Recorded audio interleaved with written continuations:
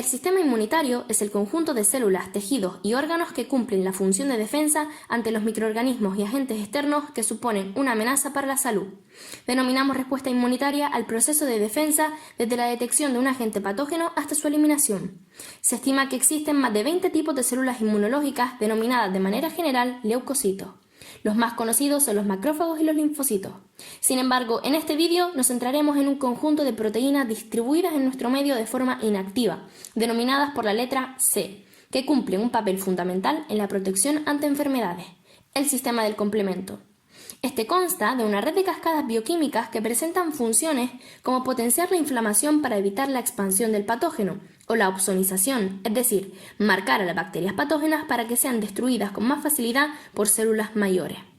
No obstante, su función más relevante es la lisis de la membrana plasmática que explicaremos posteriormente.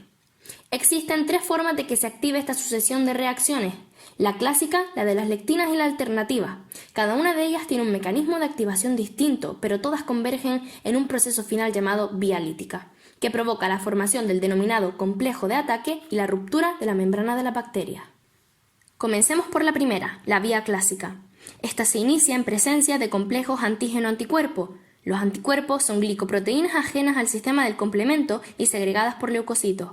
Estas se unen a las toxinas de los agentes patógenos, los antígenos, para dar lugar a macromoléculas lesivas para la bacteria. La actuación de estos complejos provoca el inicio de la vía clásica. En primer lugar, el inhibidor C1 detecta la presencia del antígeno anticuerpo y activa la adhesión de las subunidades proteicas C1q, C1r y C1s al anticuerpo. Así se forma el complejo C1. Su función es modificar la estructura de otras proteínas, la C4 y la C2, que son activadas y divididas en dos partes, A y B.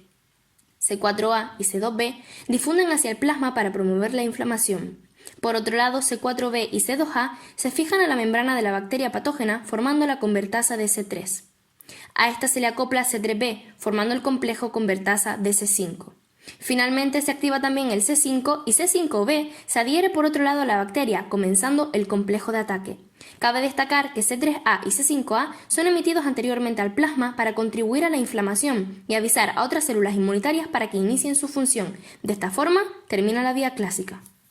Respecto a la vía de las lectinas, es una variante de la ruta clásica que se inicia sin necesidad de anticuerpos. Esta ruta consiste en una forma distinta de activar los componentes C4 y C2 y comienza con la acción de la proteína lectina de unión amanosa, también llamada MBL. La unión de MBL a hidratos de carbono desencadena la activación de proteasas asociadas a ella, MASP1 y 2. Este complejo es muy similar al C1 con sus subunidades que actúa en la vía clásica, pues MASP2 cumple una función análoga a C1s, genera C2a y B y C4a y B.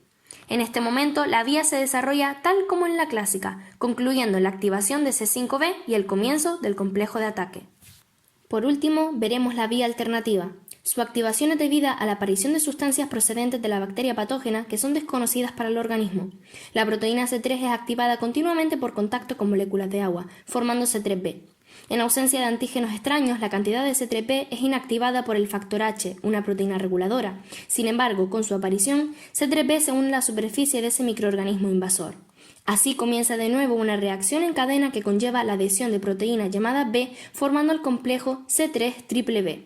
Este es muy inestable, por lo que la vía no continúa sin la intervención de una proteína llamada properdina. Así, tras una última unión de otra proteína C3, se forma la C5 convertasa, que activa a C5 en C5a y B, convergiendo en los mismos pasos finales de las vías anteriores. El proceso final de las activaciones del sistema del complemento es el mismo para las tres, y es conocido como vía lítica. Esta consiste en el ensamblaje de las proteínas C6, C7, C8 y múltiples C9 al C5b, que nombramos al final de cada vía. Así, se forma finalmente el complejo de ataque a la membrana en la superficie del microorganismo. Por último, tiene lugar la lisis de la membrana, la cual provoca la liberación de los fluidos internos y termina por destruir al microorganismo. De manera general, el sistema del complemento no es muy conocido, sin embargo es indispensable, puesto que permite la inmediata activación de la respuesta inmunitaria. Gracias a este complejo de proteínas guiadas únicamente por la química, somos resistentes a muchos patógenos y no nos percatamos siquiera de su existencia. Además, también son indispensables ante los virus, aunque explicar su funcionamiento lo dejaremos para otro vídeo.